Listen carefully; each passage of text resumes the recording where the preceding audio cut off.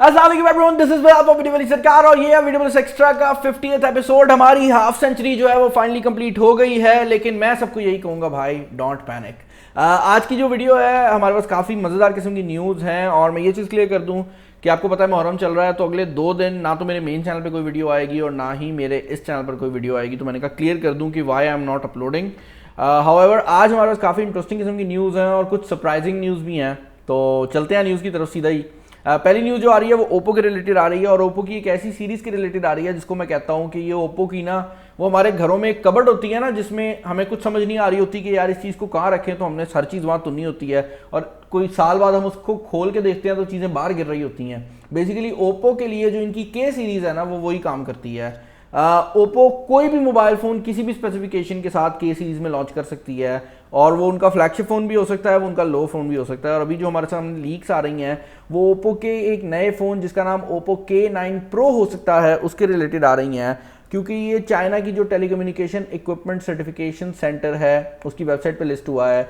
Basically यहाँ पर पहले भी काफ़ी जो चीज़ें हैं वो लीक आउट करती रही है ये वेबसाइट। उसकी रीज़न ये है कि जब भी चाइना में कोई फ़ोन आना होता है तो वो इस वेबसाइट से सर्टिफाइड होता है, ये उनकी ऑर्गेनाइजेशन की वेबसाइट है। जिस तरह पाकिस्तान में कोई भी मोबाइल फ़ोन आता है तो पहले वो पीटीए से सर्टिफाई होता है, ऑल दो पीटीए उस चीज़ को पब्लिकली उतना बताती नहीं है कि कौन सा मोबाइल हमने सर्टिफाई किया है, ये बताते हैं, जिसकी वजह से हमें काफ़ी डिटेल्स जो है वो देखने को मिल जाती हैं। के सीरीज़ पाकिस्तानी मार्केट में हमेशा रीब्रांड होकर आती है या नहीं आती, तो इस मोबाइल फ़ोन के बारे में थोड़ा सा एक्साइटिंग इसलिए लग रहा है मुझे ये, क्योंकि यहाँ पर जो डिज़ाइन रखा गया है ना वो पहली बात तो ये है कि बिल्कुल डिफरेंट है, ना तो इनकी रीनो सीरीज़ से मिलता है और ना ही इनकी एफ सीरीज़ से मिलता है। और दूसरी बात जो इंपॉर्टेंट है वो ये है कि ये मोबाइल फ़ोन अव्वल तो पाकिस्तानी मार्केट में अगर आएगा तो शायद डिफरेंट नाम से आए, क्योंकि रीनो सीरीज़ में भी ये सेंस नहीं बना रहा और अगर आप इसको लॉन्च करते हैं एफ सीरीज़ के अंदर तो ये थोड़ा सा ऊपर निकल जाता है। तो आई एम अज्यूमिंग कि या तो ये नई सीरीज़ में आएगा या फिर ये एफ सीरीज़ का कोई नया वेरिएंट हो सकता है। इसके अंदर डायमेंसिटी 1200 इस्तेमाल किया गया है, जो कि इस टाइम पर करंटली मीडियाटेक का फ्लैगशिप प्रोसेसर है। ऑल दो मीडियाटेक नए प्रोसेसर्स पे काम कर रही है और हमें उम्मीद है कि जल्द ही एक नया प्रोसेसर आ जाएगा। 8 GB रैम और 12 GB रैम के ऑप्शंस हैं। 64 मेगापिक्सल का जो बैक कैमरा सेटअप है वो दिया गया है, जिसमें 3 कैमराज हैं और फ्रंट कैमरा 32 मेगापिक्सल का एक्सपेक्टेड है। और डिज़ाइन की अगर आप बात करते हैं ना तो डिज़ाइन भी दिखने में खूबसूरत है, ऑल दो मुझे दिखने में थोड़ा बहुत ये पोको का जो M3 सीरीज़ आई है ना उस जैसा लग रहा है, जो शाओमी पोको है उस जैसा। ऑल दो यहाँ पर एक्सपेक्टेड है कि ये थोड़ा सा बेहतर बिल्ड में आएगा। देखते हैं पाकिस्तान में आता है या नहीं आता और अगर आता है तो किस नाम से आता है। नेक्स्ट न्यूज़ हमारे सामने आ रही है ये अफगानिस्तान से आ रही है, जहाँ पर हमें एक सोशल डिलेमा जो है वो देखने को मिल रहा है और ये डिलेमा है फेसबुक के सामने। बेसिकली अगर आज से 2 दिन पहले की बात करते हैं तो फेसबुक तालिबान रिलेटेड जितना भी कंटेंट है उसको टेररिस्ट कंटेंट करके बैन कर देती थी, लेकिन अब क्योंकि तालिबान की वहाँ पर हुकूमत आ गई है तो बड़ी अजीब से सिनेरियो में फेसबुक फंसी हुई है। और ये चीज़ हमें ये भी शो करती है कि फ्यूचर में सोशल मीडिया का कितना ज़्यादा रोल है। और मुझे यहाँ पर ये चीज़ भी बोलते हुए बड़ा अजीब लग रहा है, लेकिन हमें जो सोशल मीडियाज़ हैं उनको थोड़ा सा कंट्रोल करना पड़ेगा। तो गवर्नमेंट जो कोशिश करती है कभी कभार इनको कंट्रोल करने की, वो एंटायरली गलत भी नहीं है। उसकी रीज़न ये है कि सोशल मीडिया बेसिकली इस पॉइंट पर इतने पावरफुल हो गए हैं कि ये खबर बनी हुई है कि फेसबुक अभी भी तालिबान रिलेटेड कंटेंट बैन कर रही है। तो फेसबुक के पास ये पावर है कि वो बताए कि भाई अच्छा ये बंदा जो है हम इसको एक्सेप्ट करते हैं गवर्नमेंट और ये बंदा जो है इसको हम गवर्नमेंट एक्सेप्ट नहीं करते। और ये चीज़ बड़ी अजीब है लेकिन हो रही है।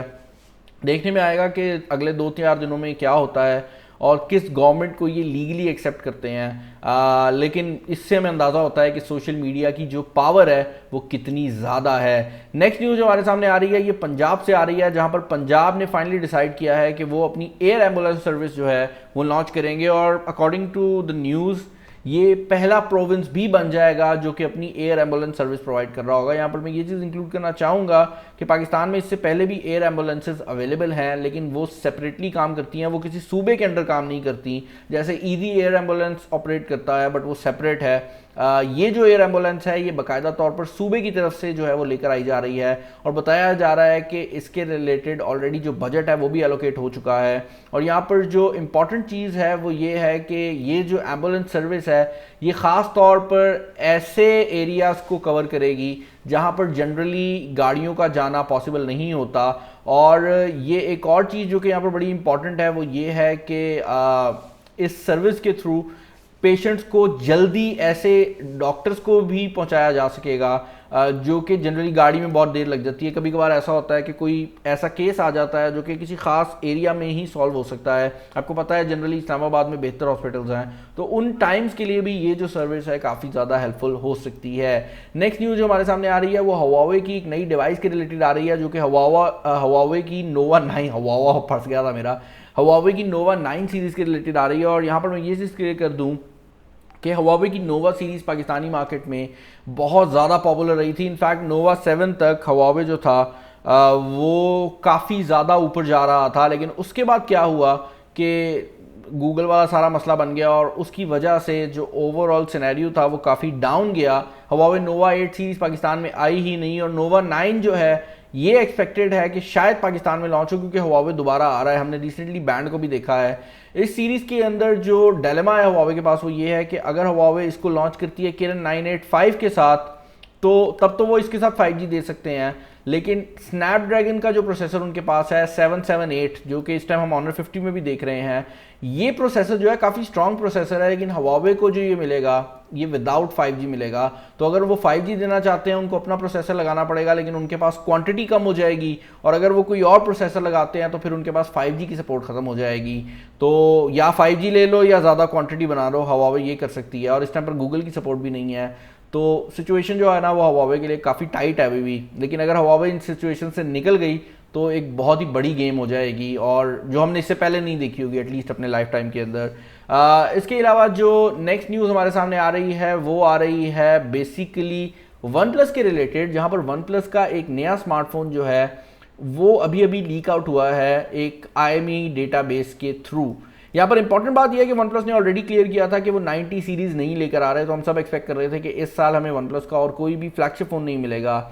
लेकिन अब ये खबर आ रही है कि वन प्लस का एक नया मोबाइल फ़ोन जिसके अंदर स्नैपड्रैगन 888 प्लस का चिपसेट होगा वो सामने आने वाला है। ये एग्जैक्टली किस सीरीज़ में आता है हमें नहीं पता, क्या ये 90 होगा या ये नहीं होगा वो भी हमें नहीं पता। और ये भी हो सकता है कि वन प्लस नॉर्ड की ही कोई टॉप एंड सीरीज़ लॉन्च कर दे, या कोई नई ही सीरीज़ यहाँ पर लॉन्च हो जाए जो कि इससे पहले हमने वन प्लस की तरफ से ना देखी हो। क्योंकि आपको ये बात समझनी पड़ेगी कि इससे पहले वन प्लस बड़ा लिमिटेड नंबर ऑफ फ़ोन्स निकालती थी, लेकिन जब से वन प्लस ओप्पो के साथ मिली है तो इनकी जो स्ट्रैटेजी है वो अब मिड रेंज की तरफ ज़्यादा फोकस हो गई है। यही वजह है कि ज़्यादा से ज़्यादा मोबाइल फ़ोन्स लॉन्च कर रहे हैं। और हमने रिसेंटली देखा है कि नॉट सीरीज़ भी जो है वो अब काफ़ी ट्रैक्शन पकड़ रही है, स्पेशली पाकिस्तान और इंडिया जैसी मार्केट्स जहाँ पर लोग सस्ते फ़ोन्स खरीदते हैं, उनके लिए जो नॉट सीरीज़ है वो काफ़ी ज़्यादा इंपॉर्टेंट सीरीज़ हो सकती है। ऑल दो US के अंदर इसकी वजह से जो वन प्लस है उसको काफ़ी बुरी बातें भी सुननी पड़ रही हैं। नेक्स्ट न्यूज़ जो आ रही है भाई गौर से सुननी है, ध्यान से सुननी है, मैं कहता हूँ मज़ा आ जाएगा आपको। Techno Phantom X is now available for pre booking. Techno Phantom X जो है वो ऑफिशियली प्री बुकिंग में जा चुका है, अनबॉक्सिंग में अपलोड कर चुका हूँ। लेकिन इंपॉर्टेंट बात ये नहीं है, इंपॉर्टेंट बात ये है कि Phantom X exclusively available on saman.pk। भाई फैंटम X पाकिस्तान के अंदर सिर्फ saman.pk पर एक्सक्लूसिवली अवेलेबल है। उसके अलावा ना तो ये फ़ोन कहीं पर आ रहा है और ना ही ये फ़ोन कहीं पर आएगा।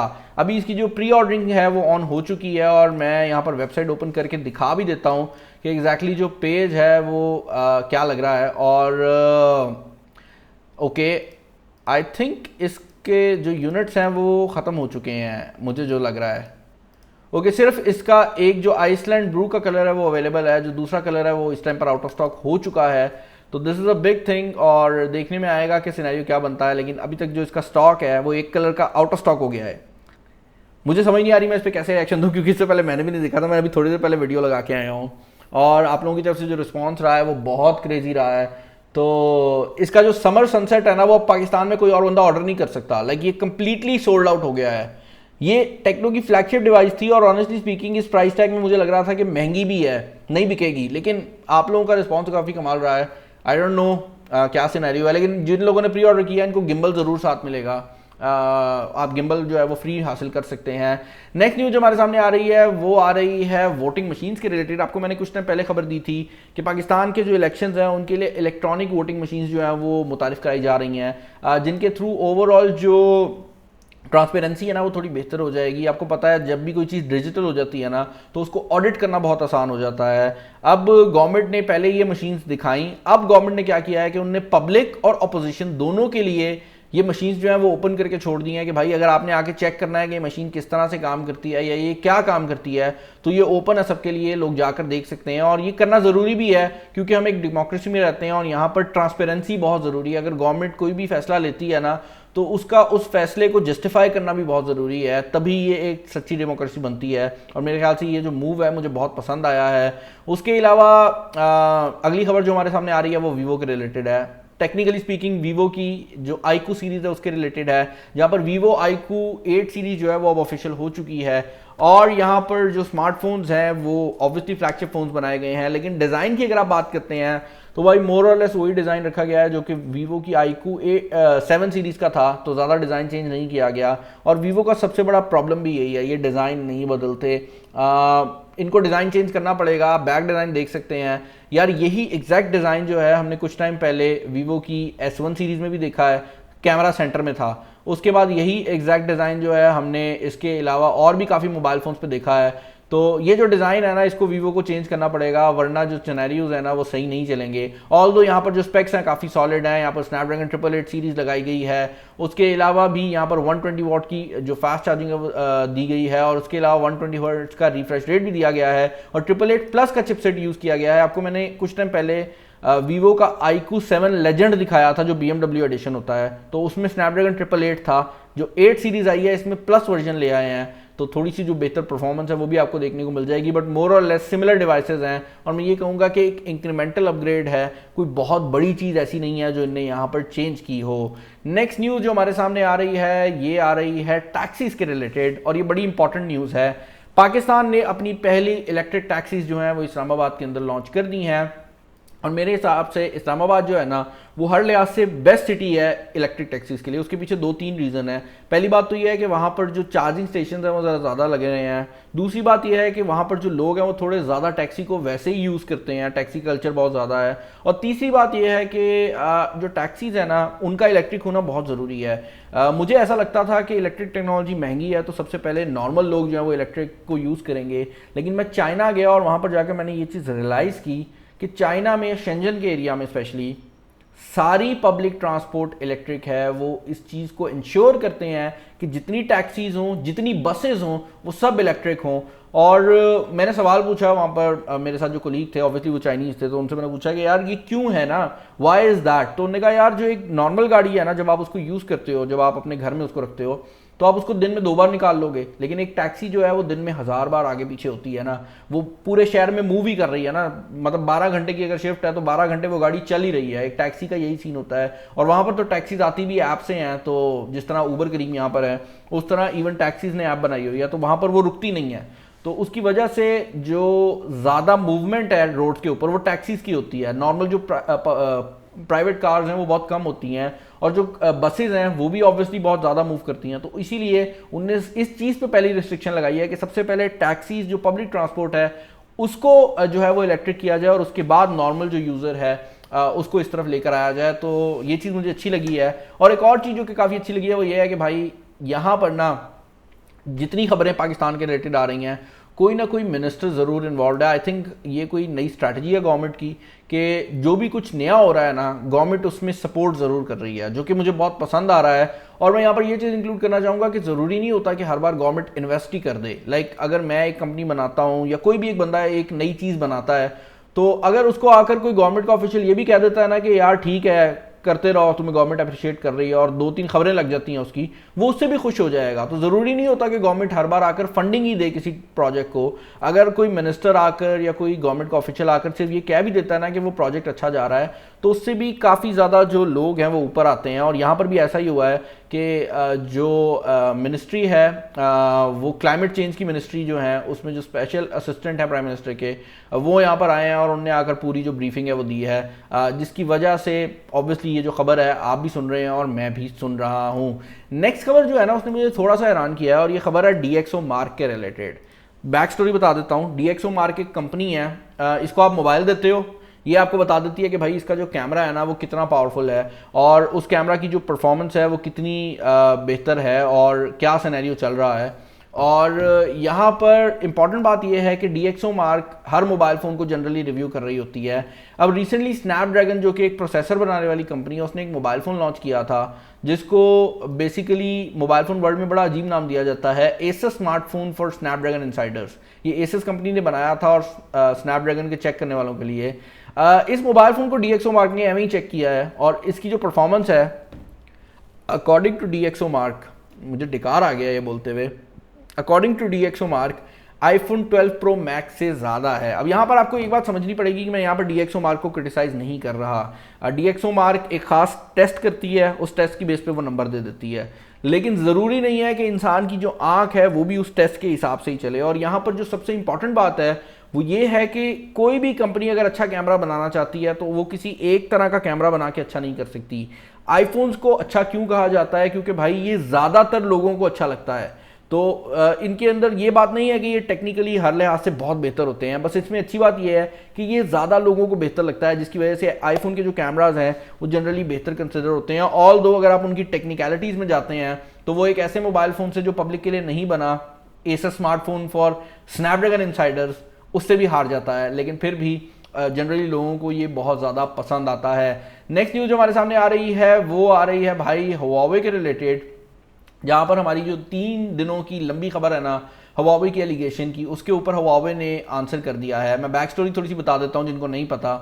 बेसिकली Huawei के ऊपर एक इल्ज़ाम लगा था कि Huawei लाहौर का जो सेफ सिटी प्रोजेक्ट है उसमें बैकडोर बना रही है और उसमें स्पाई करने की कोशिश कर रही है, और ये इल्ज़ाम लगा है शिकागो के कोर्ट में। एक अमेरिकन कंपनी ने Huawei को सू किया है और वहाँ पर यह इल्ज़ाम लगा है। उसके बाद हमारी गवर्नमेंट ने कहा कि हम इसको सर्च कर रहे हैं और इस पर ध्यान दे रहे हैं कि क्या हुआ है। Huawei ने उस टाइम पर भी एक स्पोक्स पर्सन ने ये बात की कि भाई ऐसा कुछ नहीं है, और अब ऑफिशियल स्टेटमेंट भी आ गई है कि भाई ऐसा कुछ नहीं है और ऐसा कोई सीन किया ही नहीं गया, और इस तरह की कोई चीज़ पे हम लीगली जाकर बड़ा कमेंट तो नहीं कर सकते, बट इस तरह का कुछ नहीं हुआ। अब मुझे अच्छी बात ये लग रही है कि ऑल दो Huawei जो है वो हमारा एक बहुत अच्छा मतलब कंपनी भी पाकिस्तान के साथ बहुत अच्छी है, पाकिस्तान को काफ़ी टेक्नोलॉजी भी प्रोवाइड करती है, और इवन चाइना हमारे साथ बहुत अच्छा है, लेकिन फिर भी उनको इन्वेस्टिगेट किया जा रहा है क्योंकि बेहतर तरीका यही होता है कि आप हर चीज़ को इन्वेस्टिगेट करें। अब इस केस में ही आप देख लें कि अगर Huawei गिल्टी नहीं भी निकलता तो आपको एटलीस्ट ये तो पता लग रहा है ना कि वो अमेरिकन कंपनी जो थी वो झूठ बोल रही थी, तो आपको नॉलेज मिल रही है। तो हमें हर चीज़ को इन्वेस्टिगेट ज़रूर करना चाहिए, इस चीज़ को भूल करके कौन हमारा दोस्त है और कौन हमारा दुश्मन है। एक दफ़ा इन्वेस्टिगेट कर लो, जो रिजल्ट आएंगे उसकी बेस पे आप डिसाइड कर सकते हैं। आज की फाइनल न्यूज़ जो हमारे सामने आ रही है वो Xiaomi के Redmi 10 Prime के रिलेटेड है। बेसिकली हमने आपको ये बताया है कि Redmi 10 सीरीज जो है वो जल्दी लॉन्च होने वाली है, बट नोबडी वाज एक्सपेक्टिंग कि उसके अंदर कोई मोबाइल फ़ोन Redmi 10 Prime के नाम से भी होगा।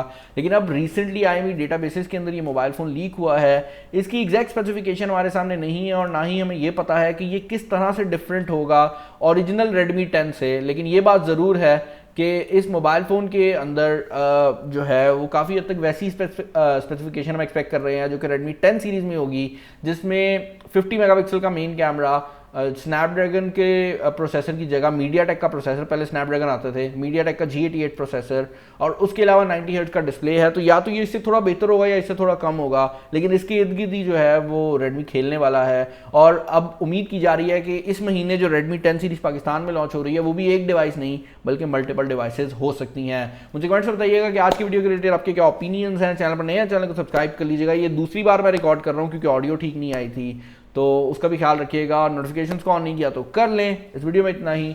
This is Bilal signing off. Allah.